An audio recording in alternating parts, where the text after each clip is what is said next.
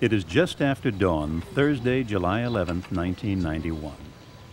On this quiet beach in La Paz, Baja California, people are getting ready to observe and photograph one of nature's most spectacular events. The men and women gathered here are as diverse as the equipment they bring. Young and old, amateur and professional, all sharing a keen interest in astronomy. For some, this will be their first event. For others, it's like welcoming back an old friend. In the city of La Paz itself, people go about their daily lives as they have for hundreds of years.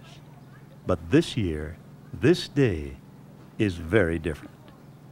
Thousands of visitors from all over the world have come to La Paz with a single purpose in mind. Because on this day, something wonderful is about to happen.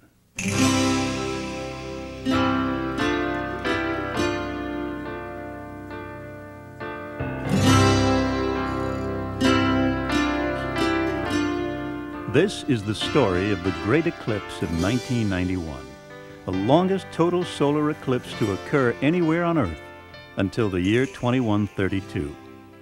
It's also the story of the men and women who travel the world time and time again to experience and photograph this rare event under the path of the moon's shadow.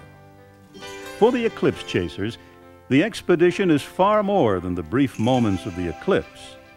It is an international experience with enriching days of science and astronomy, lectures on astrophotography and solar phenomena, meetings with old friends, sharing eclipse stories, and a scientific equipment show with no equal. Join with us now as we meet the eclipse chasers and experience the Great Eclipse of 1991. This project for Sky and Telescope began almost 4 years ago, and more than 3.5 years ago, Leif Robinson came down here on a reconnaissance to take a look at what type of hotels and facilities were available. And at the time, this is the honest truth, there was not a soul down here who was aware of the coming eclipse. So we brought that information in with us 3.5 years ago. Duration here? 6 minutes and 25 seconds. The total eclipse runs about, from one end to the other, runs about 3 hours. So it's going to be sometime a little after 10 o'clock in the morning for first contact. And totality will begin at about 11:51. And middle eclipse is at 11:53. We will get the 6.5 minutes of totality here. You can stand out in the courtyard here and look up. You can stand out on some of the balcony areas and look up around the pool, down on the beach. It's just, the sun is virtually overhead at eclipse time. The beaches are all open here. They are not private. And whether or not there are other people that show up there on eclipse day, I don't know. But clearly, I mean, in the past, we've seen it where local people have felt they need to congregate where the tourists are because for some reason that's where the eclipse is visible. But I don't know how that will be on eclipse day here, but certainly it is all private right up in the area here. Ask any eclipse chaser for one wish, and the answer is guaranteed. Clear skies. Clear skies. And that's the risk. Fog, clouds, sandstorms, anything can and will happen. Some eclipse expeditions maximize their chances of clear skies with the ability to move large groups of people on eclipse day, either with ground, sea, or air transportation. Others, like this expedition, take their chances with a fixed location. As a result, a veteran meteorologist is always a part of each expedition. We have Jay Anderson. He will be keeping tabs on the weather. That's the good news. The bad news, there isn't much we can do about it.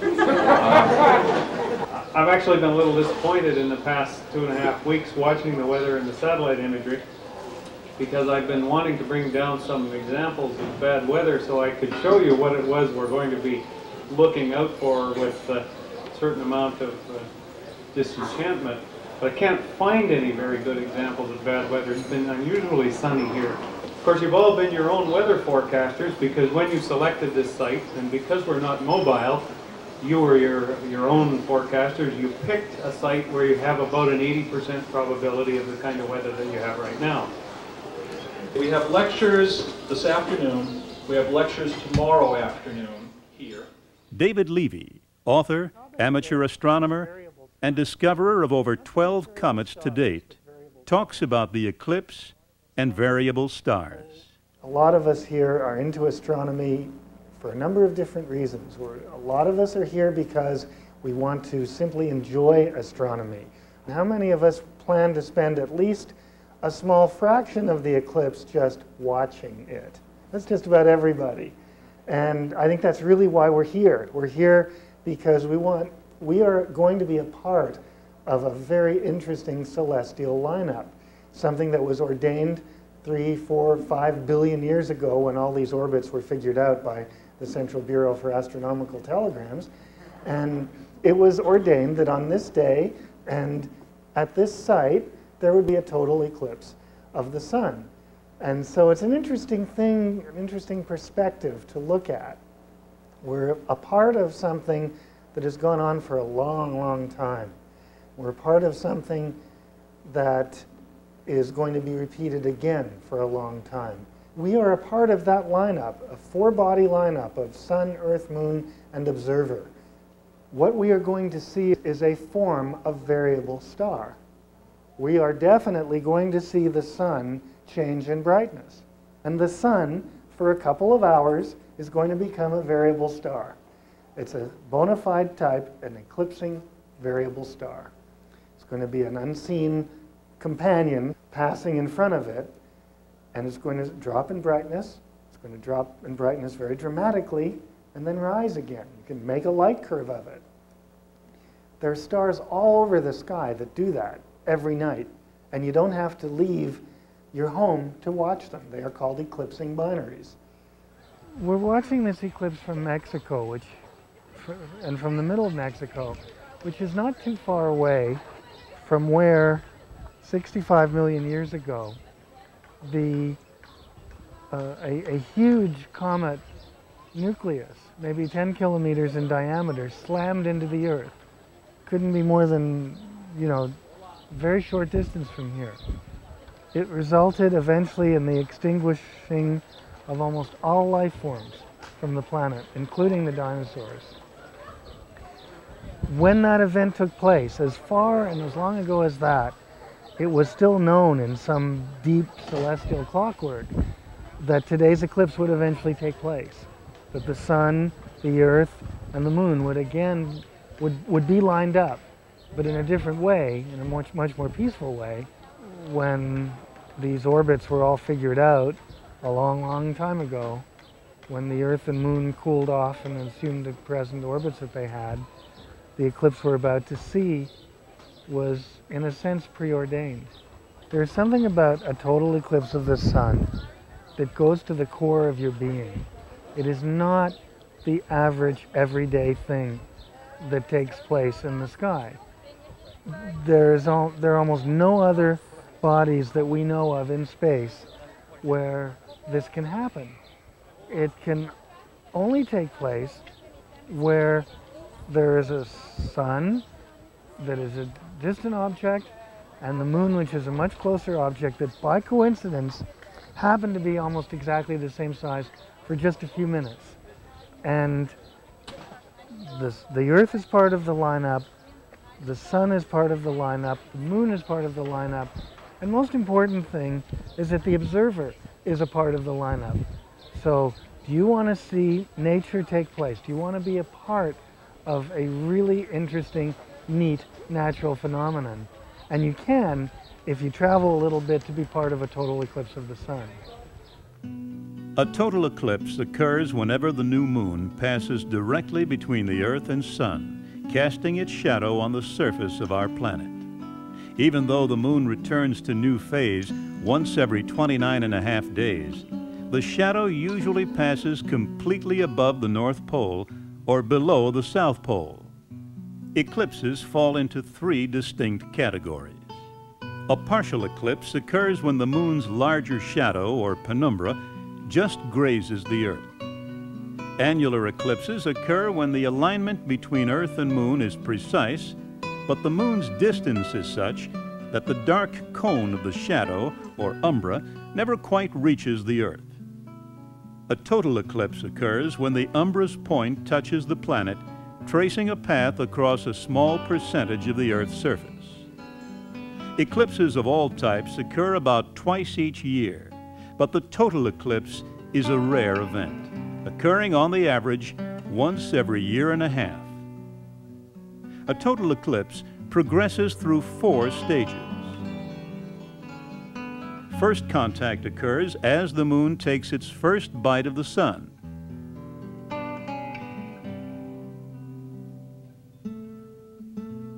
Second contact is the first moment of totality.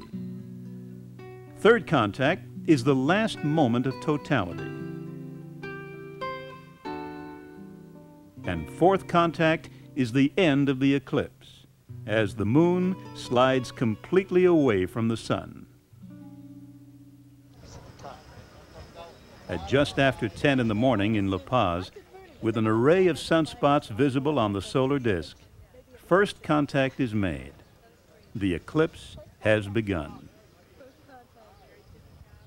Dennis DeChico, associate editor of Sky and Telescope and noted authority on astrophotography, discusses the challenge of eclipse photography. Since the 1960s, I have been chasing eclipses, primarily to photograph them. I've been every place from Canada to Australia. I've spent a month in the Sahara Desert. I've been on a ship in the Pacific Ocean. I've been in a small jet 31,000 feet over the Montana-Idaho border, and I have seen eclipses annular, total, partial, lunar, partial and total, everything you can think of. And I don't believe that on any solar eclipse, the closest I have come to using conventional type equipment was the aircraft in 1979 over Montana. How many people here have never seen an eclipse before, total solar eclipse? Good number.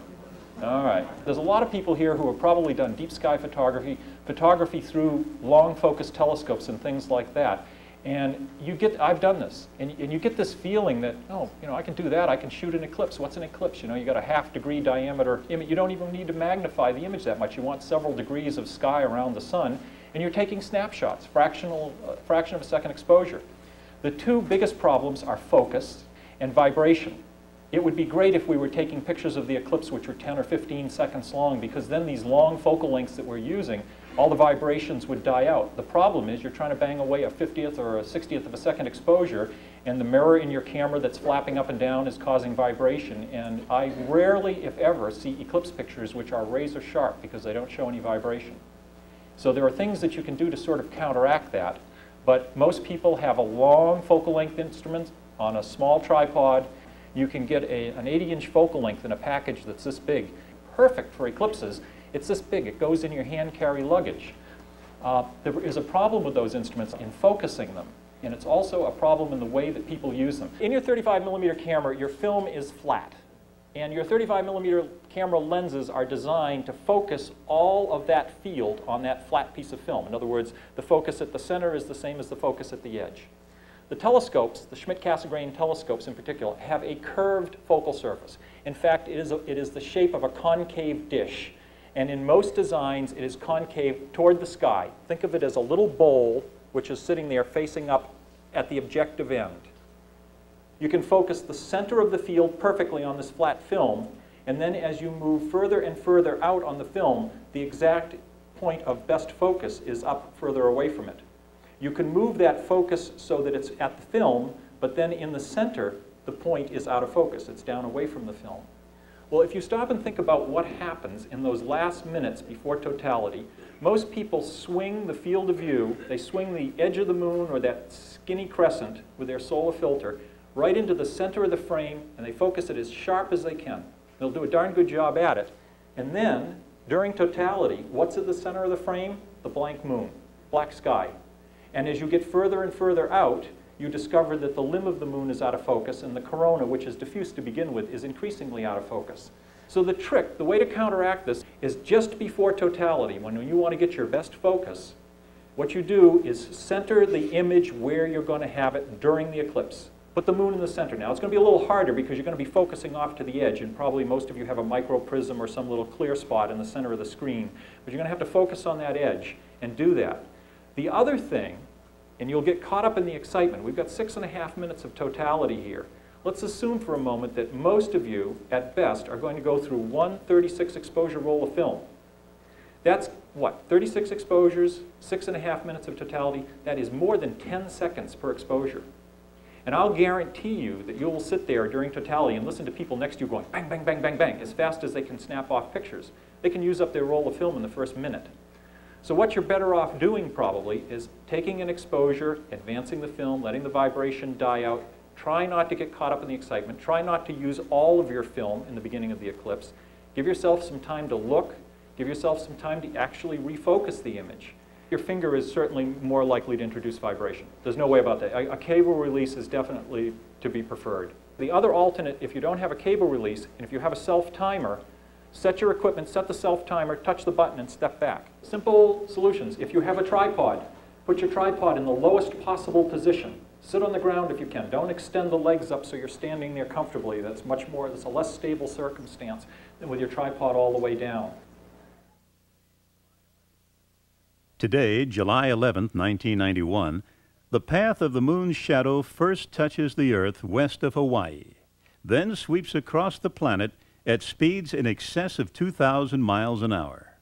Before the shadow finally exits the Earth, millions of people will witness the event in Hawaii, in Baja California, in Mexico City, Central America, in Colombia, and in Brazil.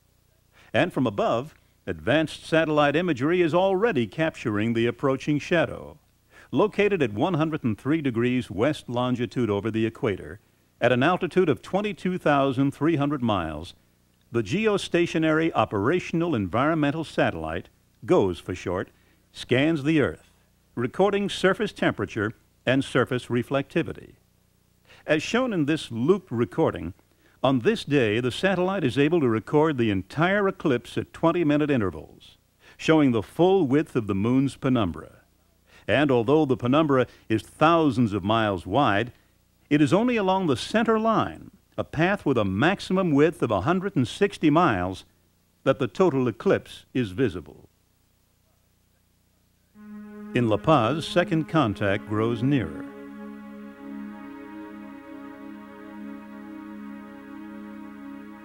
For the eclipse photographer, there are many sought-after prizes to capture on film. The corona, the sun's outer atmosphere, which can extend up to 2 or more solar diameters outward from the sun's disk.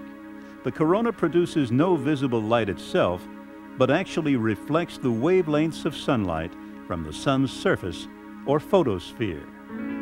Baily's beads is another phenomena which can be viewed only in the few seconds just prior to second contact and just after third contact. This beautiful effect is caused by the last sliver of sunlight shining through valleys on the moon's edge.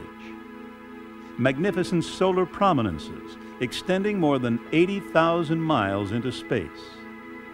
And the diamond ring, visible as the last point of sunlight, creates a brilliant jewel on the ring of corona behind the moon's dark disk. Dennis DeChico discusses the approach to totality and the prospects for capturing these photographic prizes. When we get down to those last couple of minutes, there will be a very small shrinking crescent. And I will guarantee you with the group of people we have, there will be an incredible rising in the level of excitement among the people. It's fun to be with a group of people just for that reason. And in those last few seconds, when those last beads are extinguished, you'll tell it is the difference between almost day and night outside. I mean, I've told people that you can see an eclipse where 97% of the sun is covered, and if somebody didn't tell you, you could conceivably walk around outside and not know that something was going on in the sky. I mean, it gets kind of a funny, steely color to the sky. I mean, you see the shadow rising up in the west as it approaches us. It's almost sort of like an afternoon thunderstorm sometime we've all experienced. It's the only thing I can liken it to as a building thunderstorm. But It's only in the last minute, and you start counting down the last few seconds, that it gets dark very fast. How it literally goes from day to night. It's a remarkable thing. Photosphere is the surface of the sun that we look at. That's what we see when we go out there today if you hold a filter up and look at it. Above the photosphere, we're going to be looking, remember when the sun gets completely covered, we're looking along the limb of the sun. There's something called a chromosphere. And this is a transition point. It's an extremely high temperature area. It's where the light is coming from emission lines. The advancing moon will cover the chromosphere very rapidly, at which point we may be left with any big prominences that are sticking out, and just the corona. And we'll have the corona for 6 minutes, and then the opposite will come out on the other side. The moon is incredibly large at this eclipse compared to the sun. The problem is the corona, the brightness of the corona drops off incredibly fast as you move out from the limb of the sun. And what's going to happen is even after the advancing moon totally covers the sun, there's still going to be 2 arc minutes of the inner corona covered on the opposite side of the moon, because the moon is 2 arc minutes bigger than the sun, and that's going to knock the coronal brightness down a whole lot. When you get 2 arc minutes out from the limb of the sun, the brightness has dropped off by an order of magnitude, and which means it's going to be difficult to photograph and get a glow all the way around and still get the diamond. Yeah, you see them all on there? See all the spots? As totality draws closer, a well-placed mirror projects the partial phase on a nearby wall. And every point of light shining through the branches and leaves becomes a lens with 1,000 miniature eclipses. An eclipse expedition, by its very nature, is more than just scientific lectures. The moon's shadow brings the eclipse chasers to wonderful and often exotic locations, and this year was no exception.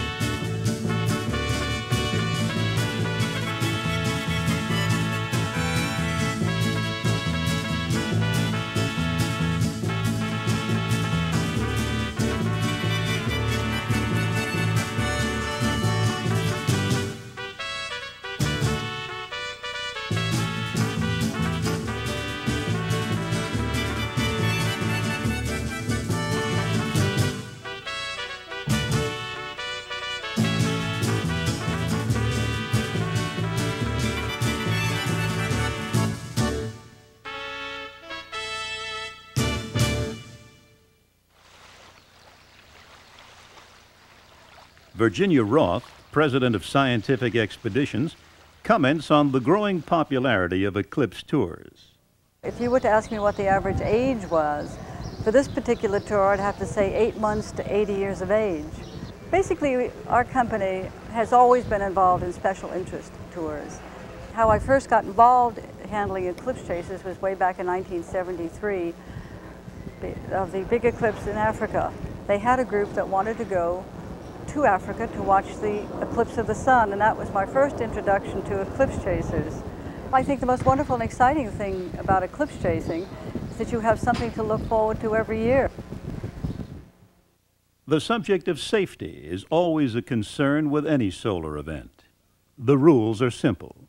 During the partial phases, do not look directly at the sun, either with the unaided eye, through unfiltered binoculars, or an unfiltered telescope. Always use a proper solar filter, and be sure that your telescope is properly filtered as well. During totality, it's safe to view the eclipse with the naked eye and with filters removed from your telescope. At the end of totality, exercise the same precautions as before totality. No one wants a permanent memory of their eclipse trip. Dennis DeChico. The question is, when is it safe to remove the filter? Since many of you have not seen a total eclipse. The same sun is out there today as there will be at the time of the eclipse. You wouldn't go out and stare at the sun right now. It's too dangerous. I mean, your brain will tell you you can't look at it. Let's face it, it's too bright. The only time it becomes a problem during the eclipse is when a good portion of the sun is covered by the moon, because at that point you can sort of convince yourself to look at the sun for a longer time.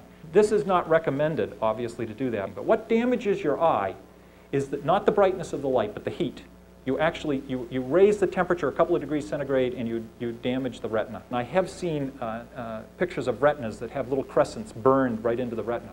But the problem is not so much that you're going to damage your eye permanently, but you will dazzle yourself to the point you will not have a good view during totality.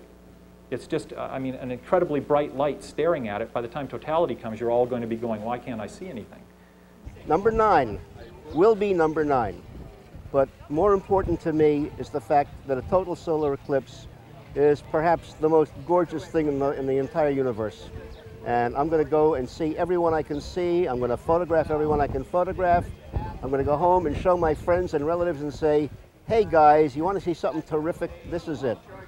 And as I said, beauty, sheer pure beauty. Because it is not just a visual event. The light changes, the sounds change. You hear the wildlife going berserk. You feel the excitement of the people you're with. It's different in a group than it is alone. There's a shared excitement, a tension. Since we saw the 1973 eclipse off the coast of Africa, this is almost like an old friend. This one is the next in the same series, the same Sero series as the 1973. So suddenly we're now, in a sense, renewing an acquaintanceship. There is this sudden feeling of continuity now in, for the first time, seeing the successor in a series that we've already seen one of. And that's kind of a new dimension to the whole thing. This is the third eclipse I see. I was with a friend, schoolmate, in 1958 at my first eclipse on the Canary Island. And my second was the one in Africa, 1973. And this would be my third one. I'm choosing the long one of the century. Well, it's the exceptionality of a nature event. Like could be a volcanic eruption, and it's not something, it's something expected, so we can plan it, but it's something very exceptional which nature brings. It's not just the eclipse, which the eclipse is the things to start with, but around the eclipse we usually make traveling, and this brightens our knowledge too. I can't really come out with a favorite eclipse because I take little vignettes from each eclipse and put them all together, and each one of them is a special moment. It sort of puts you in your place a little bit when you realize that these massive events from planets and moons are taking place thousands or hundreds of thousands or millions of miles away, and it has this distinct sort of very, very impressive impact here on the Earth. You feel a little more your place in the universe when these things happen. You realize that everything that happens doesn't happen in the first 6 feet of the Earth, about as high as a man goes.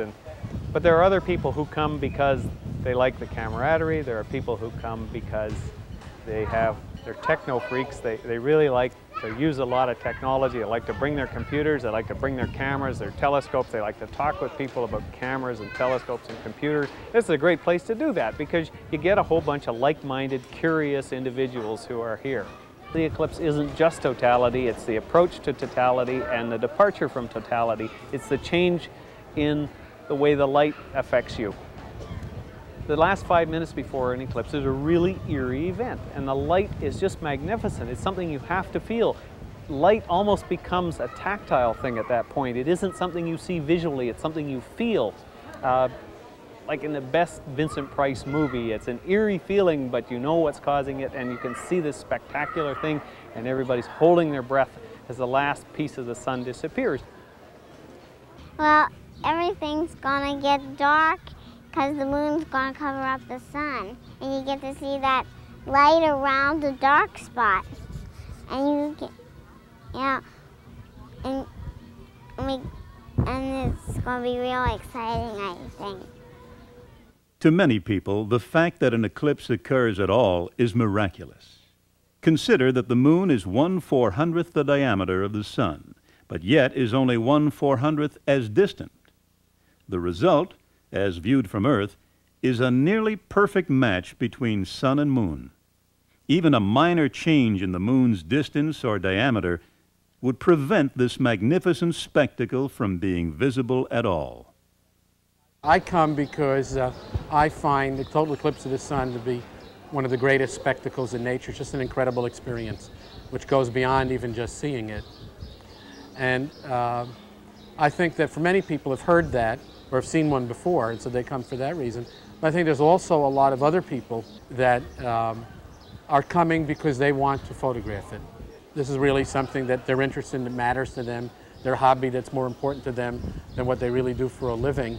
And they want to go there and do it and then show what they've got to the people with similar interests. When I was in Seattle recently, an extended period for American Astronomical Society meeting, I wound up speaking at 4 different middle school and elementary school classes in Bellevue and Seattle, Washington. And each of them, I spent part of my time on the eclipse.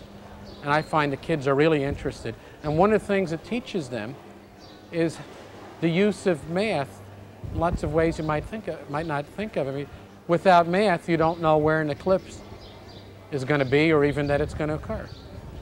And when I go around the world, when other astronomers go around the world in expeditions, whether you're going someplace in a developed nation or you're going out in the bush in the third world, what most surprises local people, what they find most remarkable, is not anything that goes on in the eclipse, even with that great spectacle, though they enjoy it too.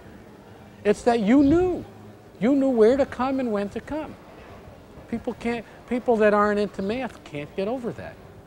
You feel a little bit like you can appreciate what primitive man might have felt watching this thing happen in the sky and not knowing what it's about. And really, I suppose we have absolutely no control over it. So you're at whatever mercy is going to be out there. Certainly a group of people are united by that experience, and there's nothing that can ever separate you. You get to make friendships extremely fast and very strong in a few days. In 1983, when we were in Indonesia, we were in the middle of nowhere, near where they had a school that was run by a Christian group to teach English to people. And those people were asked to serve kind of as interpreters during the eclipse.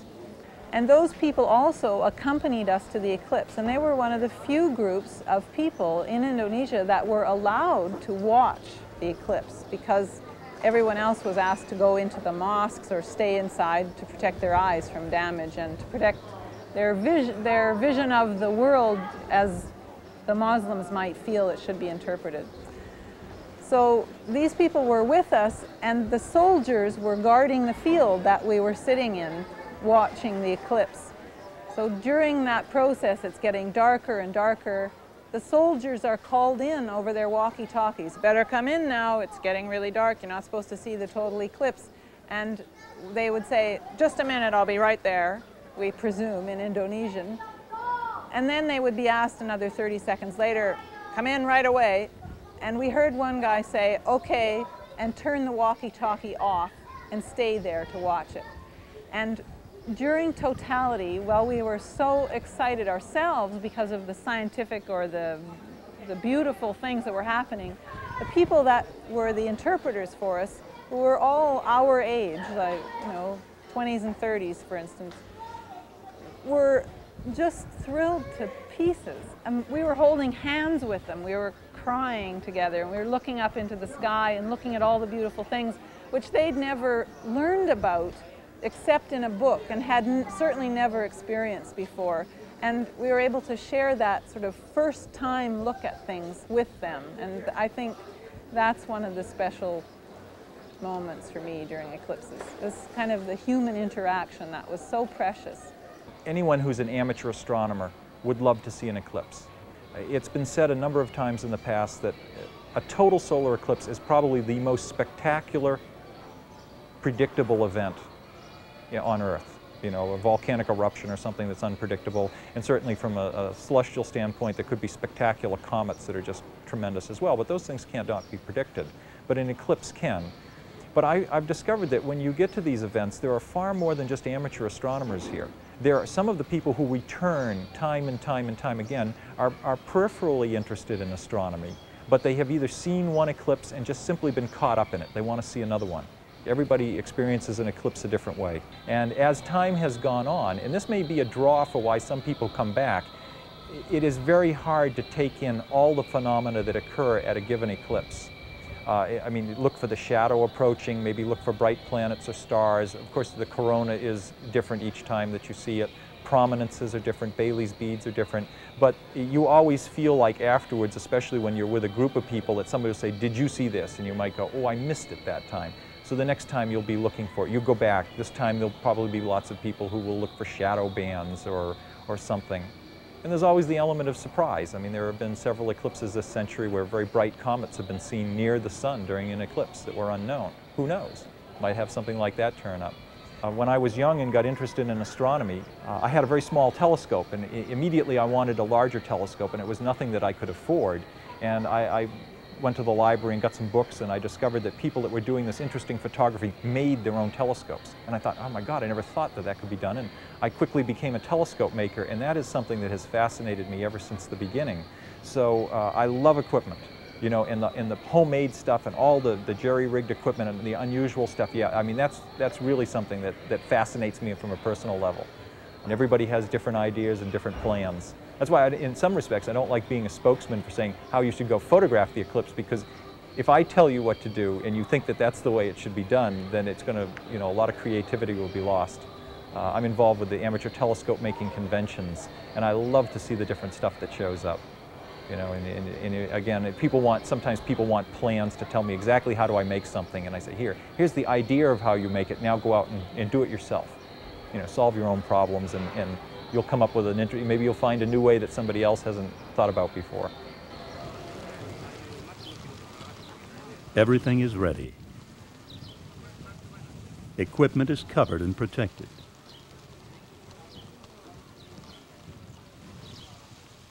The sky grows noticeably darker, and the winds over the bay are calming down. From above, the shadow rushes closer to the Baja Peninsula. From below, events now begin to happen very quickly.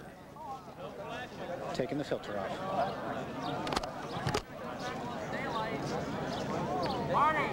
What? Filters off. Sunset colors. Look at the sunset colors rising.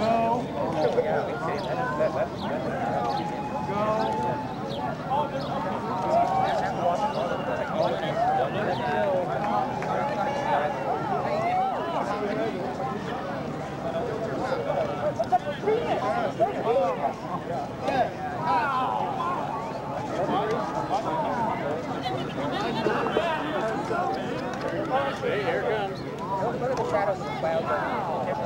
Sunset, look at that. It is incredible.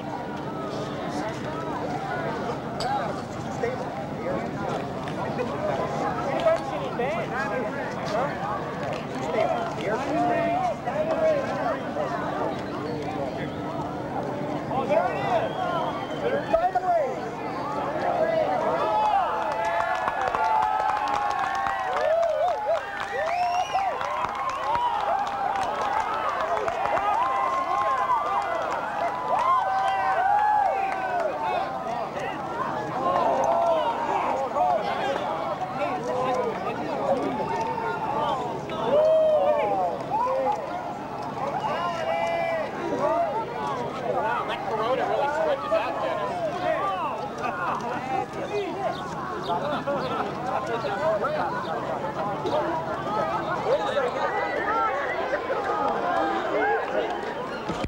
Yeah. Gee, fantastic. There's a flare of prominence to the east.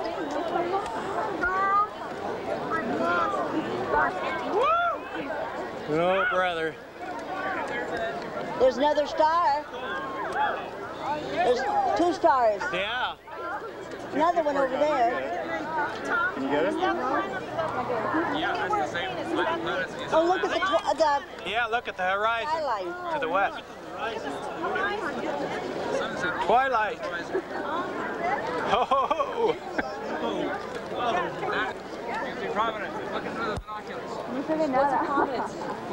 It's a sun flare. Yeah, you see it.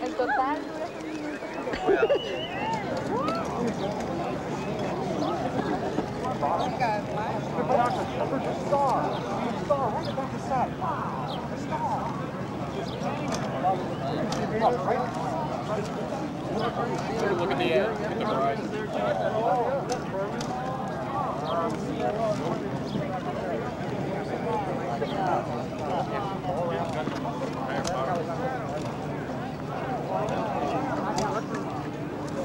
3 minutes. That's my green call. Yeah. Oh, this is incredible. Halfway. Halfway.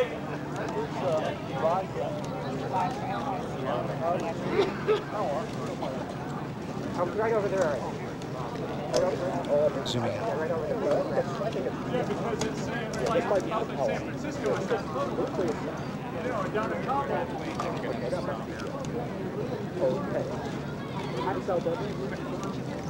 Yeah. Oh, yeah. 2:45 to go. Yeah, because I know Capella was on the map. Well, that's for Simon. Okay. Ryan is over here. Reggie. 2.5 to go. Check out the, pay attention.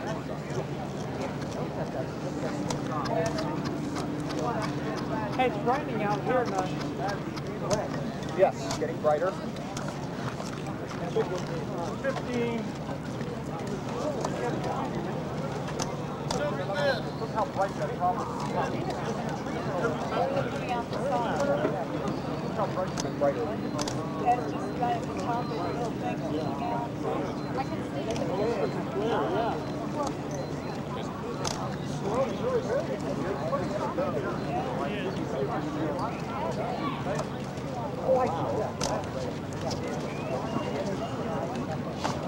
Minute and a half to go.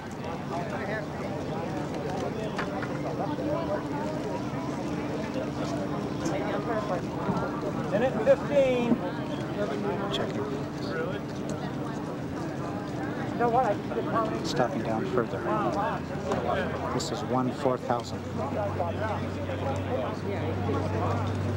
1 minute. Gotta stay here. Look at it. Look at it. Brightening out west. John, you want to see that big progress that came down? 45 seconds. Hey, look.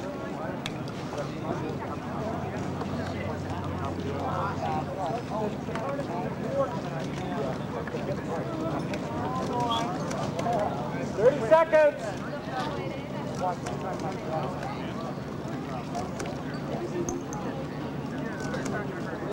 Yes. Oh yeah. 15. I want to watch it come back over the. Doug, you want to walk down here and watch it? Over the mountain. Yeah, on this side. 6:25, end of totality. Supposedly.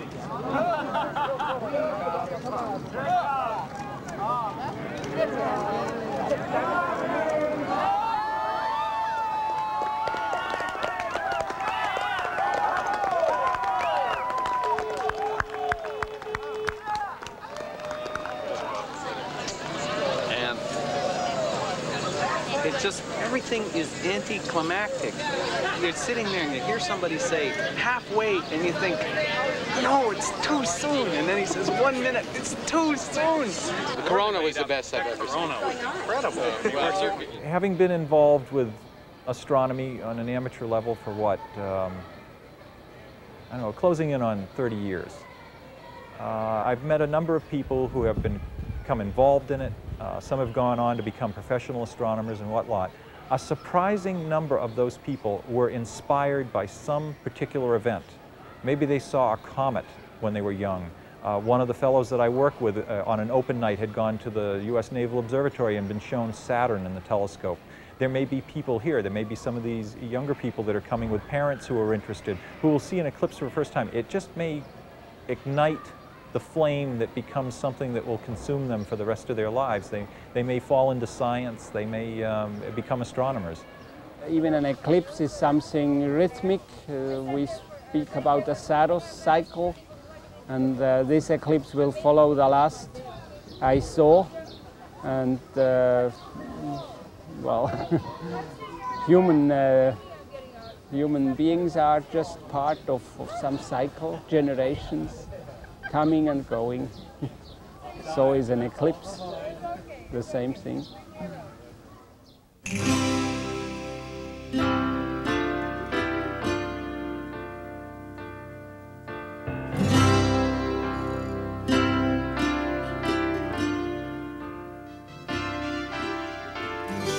For the men and women who have witnessed this great solar event, the memories are indelible. For many, it was the most magnificent ever.